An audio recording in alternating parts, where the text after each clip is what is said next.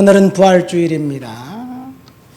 2026년 부활주일에는 마가가 전한 부활의 메시지를 통해서 예수님이 부활하셨던 사실을 이 진리임을 증명하는 시간이 됐으면 좋겠습니다. 마가복음은 다른 복음서와 특별히 독특합니다. 마가복음에는 예수님의 탄생 기사가 없습니다. 요한복음의 탄생 기사는 또 다르게 묘사하고 있지만 마가복음 아예 통째로 빠져 있습니다. 왜 그러냐? 마가복음의 타켓, 청중은 이방인 그리스도인들이기 때문입니다. 유대인 그리스도인들이라면 메시아의 예언했던 메시아, 영웅의 탄생 이야기가 필요하지만 마가는 없습니다. 극심한 환난과 박해를 받고 있었던 이방인 그리스도인들은 메시아 영웅의 탄생 이야기가 없어도 예수가 구원자이고 메시아임을 알고 있습니다. 그래서 마가복음은 시작부터 강력한 영적 권위를 갖고 계신 예수님의 기적 이야기가 계속해서 이제 묘사되어 있습니다. 마가복음의 또 다른 특징은 산상수훈과 같은 교훈적인 도덕적인 메시지도 없습니다. 그러나 마가복음의 진짜 핵심은 예수님의 순환을 중심으로 해서 핍박당하고 고난당하고 있었던 그리스도인들에게 너희들이 고난당하고 있는 그 사실은 예수님이 십자가를 지신 그 사건과 연관되어서 자기 십자가를 지고 주님을 따르는 것이다 라는 이야기를 하고 있습니다. 예수님 때문에 지금 고난당하고 있는 성도들에게 만약 자기들이 따랐던 예수가 가짜라면 그것보다 더 비참한 것이 어디 있을까요? 진짜인 줄 알고 고난도 마다 않고 그분을 따랐는데 그것이 가짜였다. 사실 신천지의 이만이나 JMS의 정명석이나 하나님의 교회 장길자나 사실 그들이 메시아라고 생각해서 수많은 사람들이 재산을 팔고 인생을 거기다 바쳤는데 평생을 헛수고했다면 그것보다 더 비참한 것이 어디 있나요? 가스라이팅을 당해서 가짜를 진짜로 따르고 있는 그 사람들 정말 불쌍한 사람이 아닌가 생각됩니다. 여러분, 예수님께서 부활하셨다는 사실이 가짜라면 2000년 동안 예수를 믿고 예수님 앞에 인생을 바쳤던 그 사람들처럼 불쌍한 사람들이 어디 있을까요? 교회에서 죽은 예수가 부활했다는 황당한 주장을 하는데 이 부활절하면 제 머릿속에 떠오르는 것은 인간의 과학과 이성으로 검증할 수 없는 사실을 기독교인들은 믿을 수 없는 사실을 믿고 있는 그 사람들은 별종이 아닌가 생각됩니다. 그러니까 우리는 별종이에요. 허황된 것을 믿고 있기 때문에 그렇습니다. 인간의 경험으로 죽음을 이기고 다시 살아난 사람이 있나요? 인간의 역사가 6000년, 진화론자에 의하면 수십만 년이라고 생각해 봅시다. 수십만 년 동안 죽었다 살아난 사람은 사실 없습니다. 물론 죽었다가 살아났다고 주장하는 사람들이 있어요. 그러나 그 죽었다가 살아났다고 주장하는 사람들의 그 주장이 진실이라고 아무도 믿지 않습니다. 간혹 죽었다가 살아난 사람들이 있는데 진짜로 그것은 진짜 죽은 게 아니에요. near death예요. 죽음 가까이 간 거예요. 임사현상이라고 합니다. 삶의 죽음의 경계선에 갔을 때 삶의 죽음의 경계선에 갔을 땐 똑같이 강을 건너더라고요. 교회에서는 성경에서는 요단강을 건너고요. 우리나라 전통은 삼도천을 건너는 거예요. 삼도천까지 갔다가 거기서 오지 말라 그러니까 온 거예요. 그래서 죽음까지 갔다 온 사람들, 죽음의 경계에 갔다 온 사람들, 이 멜빈 모스라는 사람이 이 다양한 죽음을 경험했는데 죽음의 경계까지 갔다 온 사람들을 연구했는데 공통적인 사실은 죽음의 경계까지 갔다 온 사람이 갔다 왔을 때 육체와 영혼이 분리됐다가 영혼이 떠났다가 영혼이 다시 돌아온 거예요. 그래서 살아난 거예요. 그러니까 과학적으로 영혼과 육체가 분리된다는 사실은 입증되어 있습니다. 그래서 영혼이 죽으면 천국이나 지옥에 가게 되어 있어요. 여기까지는 과학적으로 증명이 되어 있습니다. 또 과학적으로 증명된 것이 있는데 미국 매사추세츠 병원의 그 임종 직전에 말기 환자들을 조사를 했어요. 딱 조사를 해보니까 죽고 난 다음과 죽기 바로 직전 그 사람의 몸무게를 재봤더니 약 1온즈 정도의 차이가 난다는 얘기예요. 1온즈 정도면 약 28.4g입니다. 라면 한 젓갈 정도예요. 공통적으로 죽기 직전과 죽고 난 다음에 그 몸무게가 라면 한 젓가락 정도의 차이가 난다는 이야기예요. 그러니까 영혼의 무게가 1온즈 정도 된다는 이야기이기도 합니다. 그러니까 영혼이 없다라고 말할 수가 없어요. 장기 중에 일부의 영혼이 있는 게 아니기 때문에 사람들은 없다고 주장하는데 사실은 있습니다. 우리 다시 예수님의 부활 이야기를 들어가 볼까요? 교회에서 2000년 동안 예수가 죽었다가 다시 살아났다고 주장하는데 그것은 둘 중에 하나예요. True or false. 진짜인지 가짜인지 둘 중에 하나입니다. 예수가 죽었다가 살아났다, 부활했다고 생각하는 것이 진짜 아니면 가짜예요. 그러니까 예수가 죽었다, 부활했다는 사실은 첫 번째 가능성은 사기이고 기만입니다. 왜 그런가요? 인간의 경험으로 볼 때 죽었다 살아난 사람이 없기 때문에 증명할 수 없기 때문에 죽었다 살아나는 것은 가짜입니다. 사기입니다. 그런데 예수님이 죽었다 살아난 것이 사기라고 이야기하기는 미신적인 것이 너무 많습니다. 이 기독교 역사 2000년 동안 수많은 사람들이, 너무나도 많은 사람들이 예수님이 죽었는데 십자가에 달려 돌아가셨는데 살아나셨다, 부활하셨다는 사실을 믿어요. 마치 공통체면에 걸린 것처럼 이구동성으로 예수님이 부활했다는 사실을 믿고 그리고 주장합니다. 사실 거짓이라면 금방 들통날 텐데 2000년 동안 수많은 사람들이 믿은 것은 거짓인지 아닌지 우리를 헷갈리게 만듭니다. 중요한 것은 우리들보다 더 똑똑하고 우리들보다 더 유능한 사람들도 예수가 부활했다는 호황된 주장을 믿습니다. 어떤 사람이 편지를 받았어요. 내가 죽었다 살아난 예수다. 내가 메시아다. 그러면서 자기가 주장하라는 거예요. 큰 편지 겉봉투에 봤더니 어느 정신병원에서 온 편지예요. 정신병자, 환자, 옆에 있는 환자들 중 한두 명은 내가 예수야, 내가 메시아야 이렇게 주장하면 정신병자, 똑같은 정신병자, 네가 메시아라고 예수라고 추정하는 사람이 있을 거예요. 정신병자니까. 근데 온전한 정신 가진 사람이 그 말을 믿을까요? 그러니까 예수가 부활했다는 사실은 2000년 동안 수많은 사람들이 믿고 있는 것을 볼 때 거짓이고 사기일 리는 없습니다. 그렇다면 참일 수밖에 없습니다. 그러니까 예수가 부활했다는 진리 앞에 우리가 선택할 수 있는 것은 딱 두 가지입니다.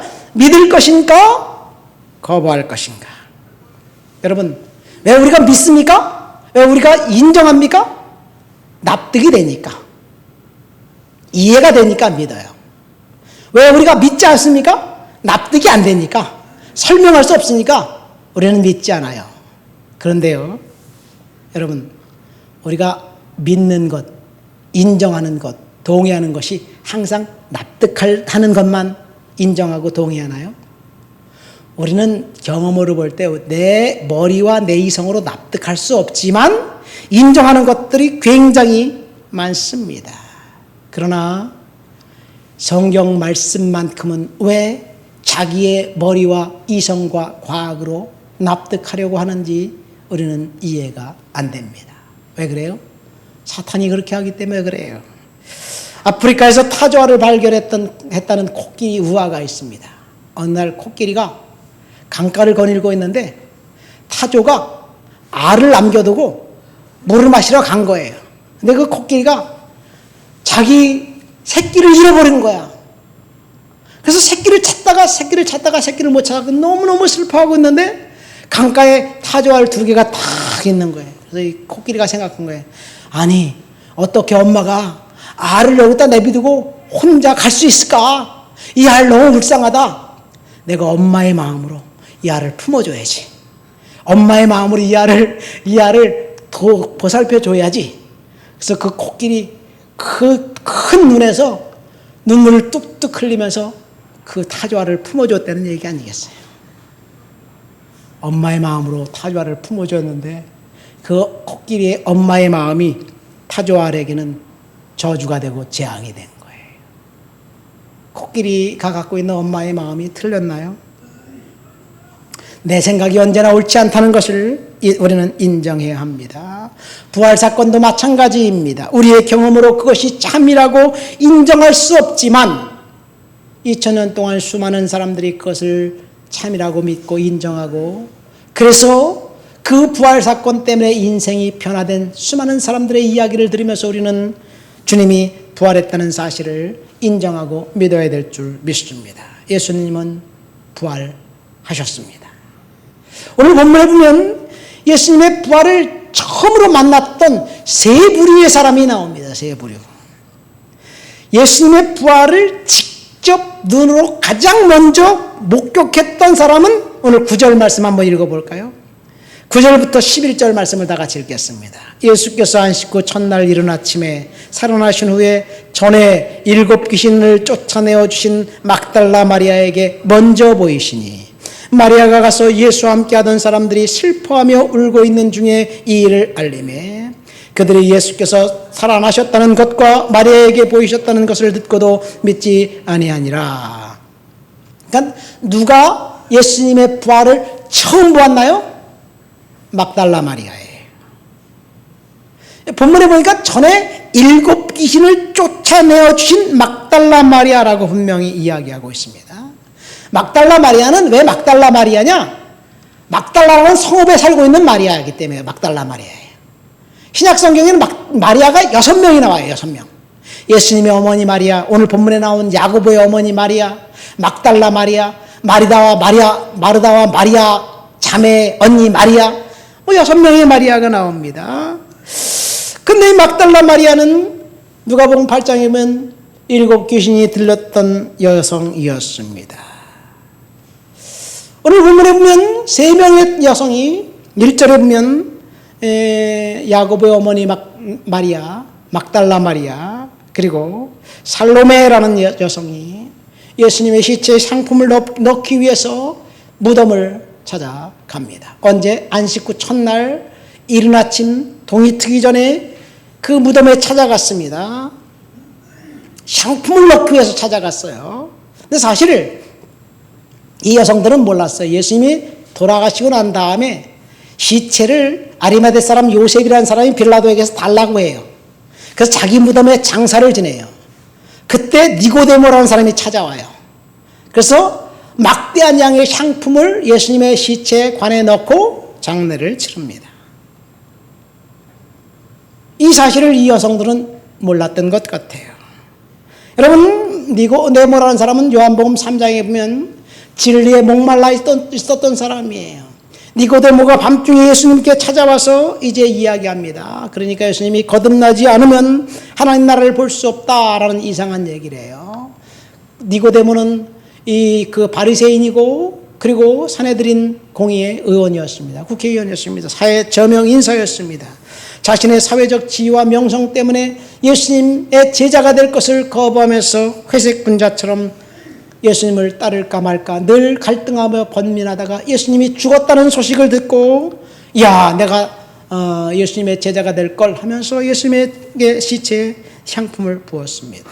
여러분, 예수님의 머리에 향유를 부은 마리아는 사람들이 기억하면서 예수님의 시체에 막대한 양의 향품을 부었던 니고데모는 아무도 기억하지 않습니다. 중요한 것은 진짜 주님 앞에 나와서 헌신할 때 그 정확한 시간에 하나님 앞에 헌신한 사람은 마리아처럼 주님께서 기억하시지만 그 모든 시간을 늦어버리고 후회와 연민 가운데 주님 앞에 다시 헌신하기로 결정한 니고데모는 아무도 기억하지 않습니다.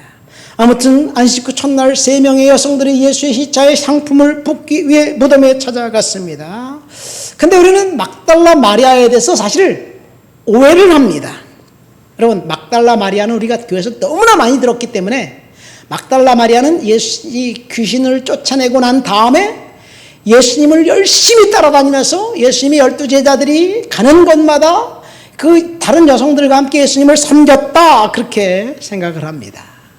근데 사실은요, 막달라 마리아는 전에 7 귀신을 쫓아낸 그 사건 이후 한동안 예수님의 복음에 나와 있질 않아요.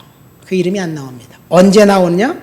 예수님께서 십자가에 달려 돌아가시는 그 순간 예수님의 어머니 마리아와 막달라 마리아가 함께 예수님이 십자가에 달려 돌아가신 사건을 보면서 눈물을 흘립니다. 공교롭게도 막달라 마리아에 대한 첫 언급은 누가복음만 전에 7 귀신 내쫓은 그 사건을 언급하고 막달라 마리아에 대한 첫 언급은 예수님이 십자가 달렸을 그 순간입니다. 마태복음, 마가복음, 요한복음 다 동일하게 누가복음은 그 귀신 들렸던 그것을 쫓아낸 그 사건이 처음 나오고 다 동일하게 나옵니다. 그러니까 막달라 마리아는 예수님을 열심히 따라다녔던 여성이 아닌 것 같아요. 여러분, 또 생소한 이름이 등장하죠. 우리 본문에 보면 야고보의 어머니 마리아, 사실은 야고보 요한의 어머니 마리아예요. 막달라 마리아, 그 다음에 또 누가 나와요? 살로메라는 여성이 나옵니다. 살로메 언제 들어봤나요? 살로메도 여기 처음 나와요. 이상합니다. 그 다음에 또 본문 뒤에 보면 낙심해서 그 시골 마을로 돌아가는 2 사람 나오죠. 2 사람. 엠마오로 가는 2 제자라고 누가복음은 이야기해요. 여기는 그냥 2 사람이라 그래요. 요한복음 그 사람 중 1명을 글로바라고 얘기해요. 예수님의 제자 중 글로바 있나요? 없어요. 자, 그러니까 예수님의 부활을 경험했던, 처음 보았던 막달라 마리아와 2번째로 보았던 글로바, 오늘 본문에 보면 3번째로 11 제자가 봐요. 물론 이제 그 마태복음에 보면 시몬 베드로가 막달라 마리아가 보고 난 다음에 그 다음에 또 보기도 해요. 자, 예수님이 부활했는데 부활의 증인으로서 12 제자들, 베드로와 다른 사람들이 아니라 막달라 마리아와 같은 생소한 이름의 여성, 글로바와 같은 사람에게 주님이 나타나셨다는 것, 이것이 저와 여러분들에게 도전을 줍니다. 2026년 부활주일의 메시지는 바로 이거예요. 생소한 사람. 여러분, 막달라 마리아는 오늘 본문의 부활의 첫 증인으로 언급하고 있는데 막달라 마리아에 대해서 교회에서 오해를 해요. 사실 막달라 마리아는 치유받은 후 줄곧 예수를 따라다니면서 예수님께 값비싼 향유 옥합을 끼워드렸던 막달라 마리아라고 심지어 찬송가까지 오해를 해요. 막달라 마리아 아니에요. 이 다빈치 코드라는 소설에 보면요, 막달라 마리아를 예수님의 정부라고 또 소개를 합니다. 여러분, 모두 다 사실이 아니에요. 오늘 본문을 통해서 주신 첫 번째 교훈은 막달라 마리아, 글로바 이런 사람들은 생소한 사람들인데 생소한 사람들을 부활의 첫 증인으로 내세운 것. 특별히 예수님 당시 여성들은 이름도 없고 빛도 없었어요. 여성들은 법적으로 이 증인의 조건에 들지 않습니다. 그래서 바울이 고린도전서 15장에 부활을 증언하면서 여성들의 증언을 싹 빼버리고 먼저 게바에게 베드로가 먼저 봤다고 이야기합니다. 남성 중심의 사회였기 때문에 여성들은 이름조차 거론되지 못했는데 하나님은 막달라 마리아를 부활의 첫 증인으로 등장시키는 것, 이것이 저와 여러분들에게 은혜가 됩니다. 만약 예수님의 제자들이었다면, 가까이 따라오던 사람들이었다면 아마 예수를 모함하는 사람들이, 저 사람들이 예수의 시체를 훔쳐서 숨겨뒀고 부활했다고 거짓으로 이야기했다라고 그렇게 이야기하는데 힘을 실어줄 수도 있습니다. 그러나 예수님의 부활하는 것을 성경은 예수님의 제자들, 탁월한 사람들이 아닌 무명의 사람들을 통해서 증언하고 있습니다. 여러분, 이것은 저와 여러분들에게 은혜가 됩니다. 지금 우리가 하나님 앞에 크게 쓰임받지 못해도 상관이 없습니다. 우리의 모습을 어쩌면 주님 앞에, 사람들 앞에서는 무명한 자예요. 우리 교회도 미약한 교회예요. 사람들이 볼 때는 전혀 영향력이 없는 그런 교회 같습니다. 목사인 저도 마찬가지예요. 그러나 하나님은 막달라 마리아처럼 부활의 첫 증인으로 세워주신 것처럼 하나님의 관심은 전혀 다르다는 이야기입니다. 어째서 예수님께서 부활하실 때 혜성처럼 나타난 부활의 첫 증인으로 막달라 마리아를 하나님이 선택하셨을까? 그 여성이 믿음이 탁월했기 때문에, 그 여성이 주님 앞에 더 열심히 헌신했기 때문에, 남다른 헌신 때문에 그랬을까요? 성경은 그 여성이 믿음이 좋았다, 주님 앞에 남달리 헌신했다, 이런 이야기를 하고 있지 않습니다. 침묵합니다. 우리가 알 수 있는 사실은 막달라 마리아의 믿음은 이방인 여인 수로보니게 여인처럼 주님께서 칭찬해 준 적도 없습니다. 마르다와 마리아처럼 주님께 남다른 헌신을 했다는 기록도 없습니다. 그저 평범 그 자체입니다. 이것이 2026년 부활주일 저와 여러분들에게 주는 큰 은혜입니다. 우리가 주님 앞에 내세울 것 없습니다. 커다란 헌신을 해 공을 세운 일이 없습니다. 그래도 주님은 저와 여러분들을 통해서 은혜를 주시고 막달라 마리아처럼 부활의 증인으로 쓰실 것입니다. 막달라 마리아가 부활의 첫 증인이 된 이유가 본문 1절부터 3절에 보면 나와 있어요. 1절부터 3절에 보면 3명의 여성들이 이렇게 이야기를 합니다. 우리 예수님의 시체에 가서 향품을 넣자. 그 예수님이 돌아가신 때가 6월절이에요. 안식일 날 바로 전입니다. 저녁 때 돌아가셨어요.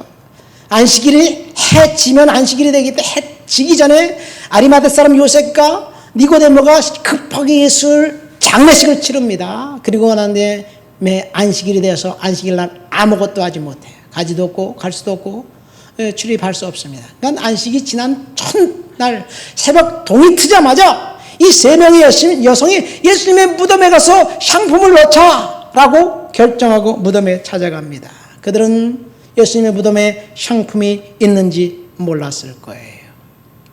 목적은 향품을 넣기 위해서 찾아간 거예요. 근데 하나님의 관심은 달랐습니다. 여러분, 예수님이 뭐라고 말씀하셨어요? 내가 죽은 다음에 3일 만에 다시 살아날 것이다.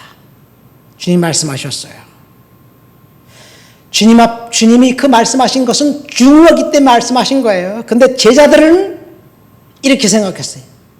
죽고 난 다음에 다시 살아난다고? 그럴 리가 있겠나? 예수님의 제자들 입장에서는 부활을 믿을 수 없는 사건이었습니다. 예수님은 부활은 중요한 사건이었습니다.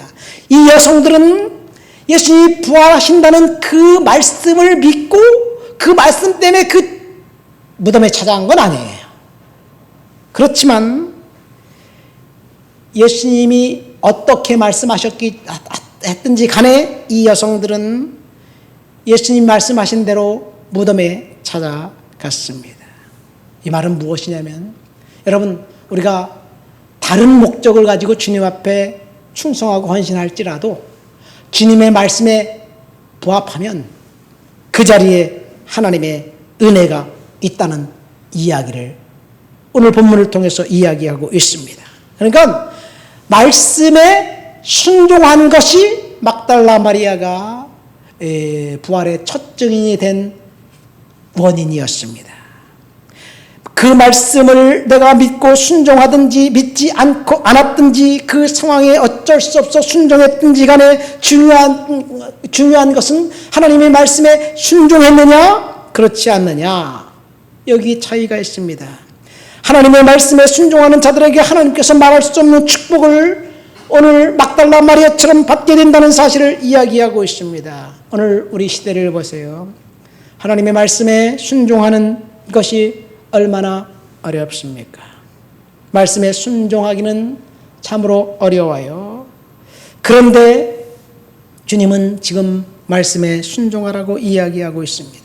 이 세상의 윤리와 풍습을 따라 시류에 따라 자신만을 위해 살아가는 것이 지혜로 알고 있는 이 시대에 나 자신만을 위해 살아가는 것이 아니라 말씀에 순종해서 하나님의 말씀이 하라는 대로 우리가 따를 때 주님께서 막달라 마리아가 부활의 첫 증인이 되게 한 것처럼 은혜와 축복이 우리들에게 있다는 사실을 오늘 본문을 통해서 알게 됩니다. 두 번째, 그들이 준비한 것은 향품이에요. 향품. 왜 향품을 준비했나요? 예수의 시체에 묻기 위해서 그래요.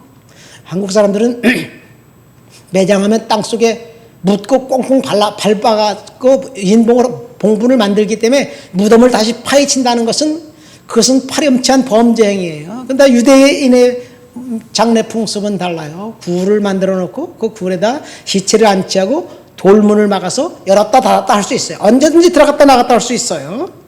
그리고 그 무덤은 가족 무덤이 되는 거예요. 할아버지도 거기다 장사하고 아버지도 장사하고 삼촌도 장사하고 조카도 장사하고 그 가족 무덤으로 씁니다. 그 관 속에 향품을 넣는다는 것은 예수님이 왕임을 선언한다는 이야기예요. 예수님은 왕이었나요? 메시아였나요? 사실 예수님은 왕과 메시아가 아니라 정치범으로 몰려서 십자가에서 죽임당한 파렴치한 범죄자였어요. 예수님의 제자들조차도 예수님을 왕으로 따른 것이 아니라 당분간은 예수님이 십자가에 달려 돌아가신 그 이후에 예수님을 떠나고 배반했습니다. 그러나 막달라 마리아, 살로메는 예수님의 왕임을 믿고 그리고 예수님이 왕임을 선포하기 위해서 무덤에 찾아간 거예요. 여러분, 이것이 막달라 마리아가 예수님이 부활의 첫 증인이 된 두 번째 이유입니다. 주님을 사랑한다는 고백이 우리 입술로부터 주님은 듣기를 원하십니다. 주님을 누구보다도 사랑했던 막달라 마리아, 그가 은혜를 받고 부활의 첫 증인의 축복을 받았습니다.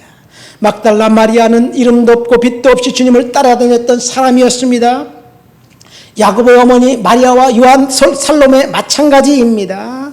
주님을 사랑했던 열정이 말씀에 순종하고자 했던 그 열심이 다른 제자들보다 먼저 주님을 부활의 증인이 되게 해주신 이유가 거기에 있습니다. 두 번째로 부활의 증인은 우리 12절 13절 말씀 읽어볼까요? 본문 12절 13절 말씀 보겠습니다. 그 후에 그들 중 두 사람이 걸어서 시골로 갈 때 예수께서 다른 모양으로 그들에게 나타나시니 두 사람이 가서 남은 제자들에게 알렸으되 역시 믿지 아니하니라. 여기 두 사람이 시골로 갈 때 예수님이 다른 모습으로 그들에게 갔다고 이야기하고 있어요. 아까 얘기했죠. 요한복음에 보면 그들 중 한 명은 글로바고요. 누가복음에 보면 엠마오로 가는 두 제자예요. 엠마오는 예루살렘에서 가까운 시골 마을입니다. 이 두 사람은 예수님이 부활했다는 소식을 막달라 마리아부터 들었어요. 그런데 어떻게 죽은 사람이 부활할 수 있겠느냐 라고 생각하면서 낙심하면서 이제 그 시골 마을로 갑니다.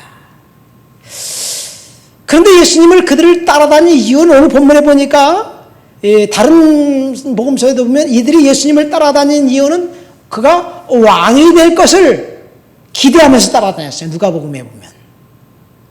근데 죽어버렸으니까 낙심해서 이제 고향 마을로 날아갑니다. 우리가 예수를 따라다녔던 것은 예수 때문에 덕보기 위해서 그랬는데 틀렸다. 그래서 이제 그 낙심해서 절망해서 예루살렘으로부터 약 11km 정도 떨어진 고향 마을 그 엠마오로 내려가고 있었습니다. 이들은 예수님의 말씀을 믿지 않았습니다. 부활하셨다는 소식을 들었음에도 불구하고 여전히 낙담했습니다. 어찌된 영문인지 낙심해서 시골 마을로 가고 있는 그 두 제자에게 예수님이 부활하신 주님이 나타나셨어요. 여러분 이것이 무엇을 말해주고 있나요? 이들 역시 예수님의 12제자 중 한 명이 아닙니다. 탁월한 사람은 아니었습니다. 베드로만한 제자가 어디 있을까요? 따지고 보면 예수님이 부활했다면 가장 먼저 누구에게 나타나셔야 되나요? 베드로에게 나타나야 되지 않나요? 그가 가장 사랑했던 야고보와 요한에게 먼저 나타내 주셔야 되지 않나요? 그러나 예수님은 그들에게 나타나지 않았어요. 이름도 알려지지 않은 글로바라는 제자, 그가 낙심해 있을 때, 고향 가운데 절망 가운데 걸어가고 있을 때, 자포자기하고 있을 때, 두려움에 사로잡혀 있을 때 제자들이 그 사람에게 나타나셨습니다. 여기서 우리는 예수님의 관심이 어디 있는지 알 수 있습니다. 예수님의 관심은 낙심한 자, 절망 가운데 있는 자, 소외된 자에게 있습니다. 예수님의 관심은 믿음이 소진된 자들에게 있습니다. 어쩌면 이 엠마오로 내려가고 있는 두 제자의 모습이 우리들의 모습이 아닌가 생각됩니다. 절망할 수밖에 없고 소외된 상황에 있고 어쩌면 믿음이 소진된 우리의 모습, 낙심된 그 모습을 갖고 주님 앞에서 어찌 해야 할지 갈 바를 알지 못하는 저와 여러분들에게 예수님이 찾아오셨다는 사실, 이것이 은혜입니다. 첫 번째 막달라 마리아는 그가 예수님이 계신 무덤 시체가 있는 그곳에 갔습니다. 그래서 만나 주었습니다. 두 번째 글로바 엠마오로 가는 두 제자는 낙심이 돼서 이제 시골 마을로 내려가고 있는 그 사람들에게 예수님이 찾아가셨습니다. 낙심한 그 글로바와 그 두 제자에게 예수님이 찾아가셨다는 것이 은혜입니다. 주님은 저와 여러분들에게 찾아오셔서 말씀으로 역사해 주시는데, 누가복음에 보면 예수님이 그들과 이제 이야기할 때 그가 부활하신 주님을 알고 난 다음에 이렇게 고백을 합니다. 우리에게 성경을 풀어줄 때 우리 속에서 마음이 뜨겁지 아니하더냐, 이런 이야기를 합니다. 여러분, 낙심한 저와 여러분들의 형편과 처지를 알고 계신 주님께서 저와 여러분들에게 찾아와서 성령으로 뜨겁게 은혜를 주실 줄을 믿습니다. 이것이 두 번째 부활의 증인입니다. 마지막 세 번째는 이제 11 제자에게 찾아오셔서 예수님이 이렇게 이야기합니다. 14절 말씀 보니까 예수님이 11 제자에게 찾아오셔서는 격려와 위로가 아니라 책망을 합니다. 그들의 믿음 없는 것과 마음이 완악한 것을 꾸짖었습니다. 그러니까 예수님의 11 제자들, 가룟 유다 빼고 11 제자들은 예수님을 만났는데, 부활한 주님을 만났는데, 그들은 예수님이 왜 찾아가셨느냐? 책망하기 위해서 찾아간 거예요. 니네들이 여태까지 열심히 나를 따라다닌다고 했으면서 왜 믿음이 없느냐? 왜 완악하냐? 예수님이 책망하시기 위해서 찾아간 거예요.